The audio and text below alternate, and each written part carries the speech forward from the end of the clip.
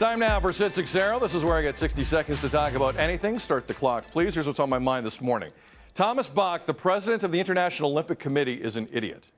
And this is how I know. The clip we're about to show you was from last week, as Bach tried to ensure the Japanese people, days away from hosting a summer games that no one in that country wants, that under no circumstances will there be spread of COVID in the Olympic Village. The words he actually used were, quote, no risk. Nick, roll it. Take a look. So the risk for the other residents of the Olympic Village and the risk for the Japanese people is zero. Yep, he said it. Zero. No risk. Update, there's 4 athletes in the village with COVID as we speak. Countless others who are quarantining, and a few people couldn't even make the flight over either because they have COVID or they think they might have it. That includes NBAers like Bradley Beal and Zach LaVine of Team USA. Look, I'm all for having the games for money, but don't tell me you have things under control. No one has had them under control for 16 months, let alone the IOC. Idiots. Donnovan Bennett joining us. I am excited about the games, though. I don't know if you could tell. Donnovan, I'm getting a weird feeling here. Like, I don't want to see the 100 meters coming up in a week and a bit just decimated by quarantines and decimated. Like, if Andre DeGrasse can't run, like, that's all I'm thinking about. The big events just completely sully. Obviously, everyone's safety I'm worried about. But I'm like, this is worrisome here. Where are you at with this? I'm in the same place. Listen, we're about to have the opening ceremonies, which are going to be a contact tracing nightmare because you're going to be around huge members of your team, and if someone gets tested positive, then you may have to, miss matches or events depending on the sport. Why are we having opening ceremonies? There's not going to be anyone in stands. Who are you going to be waving to or waving your flag to? It's a made-for-TV event. The entire thing is a made-for-TV event. But here's the thing that I believe you're rightly pointing out. Dick Pound told us a year and a half ago that these games weren't going to happen. The Canadian Olympic Committee was first to say, yeah, our athletes, they're not going. Things have changed here. Things haven't really changed there.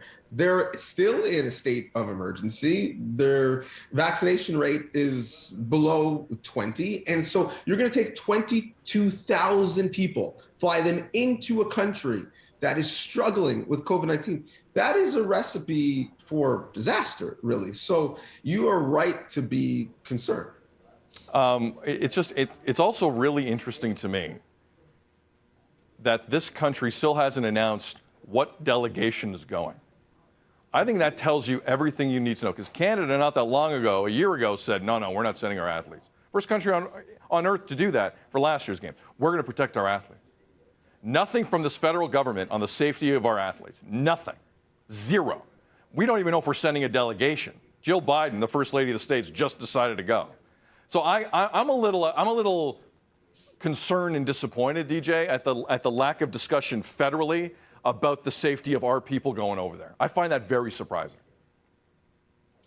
Yeah, and it is a political decision at this point. When you look at the tenor of things going on in Japan, with it being on the front page of the news every day that these games shouldn't happen, that accredited IOC members and journalists who aren't doing their quarantine are being followed by TV cameras and being exposed. And the fact that IOC members are the only ones who are going to be inside games other than political delegates, they're having meetings in person because to them it's justified, were the words from Bach when he was pressed about it. Yet there's people protesting outside of those very meetings. If you're a politician, do you really want to wade into those waters?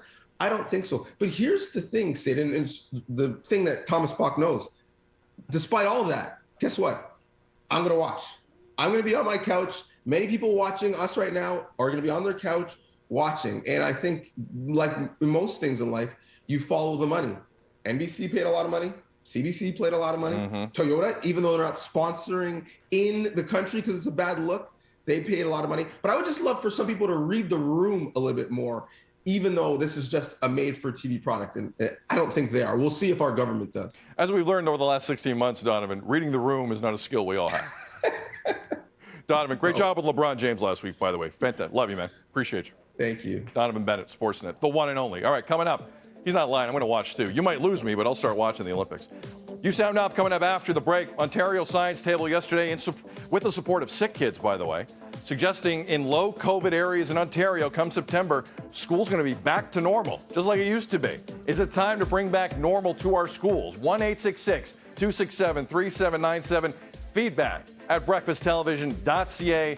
Twitter 24/7 at Breakfast TV. It's 6:45 Toronto. Good Tuesday morning. You're watching BT.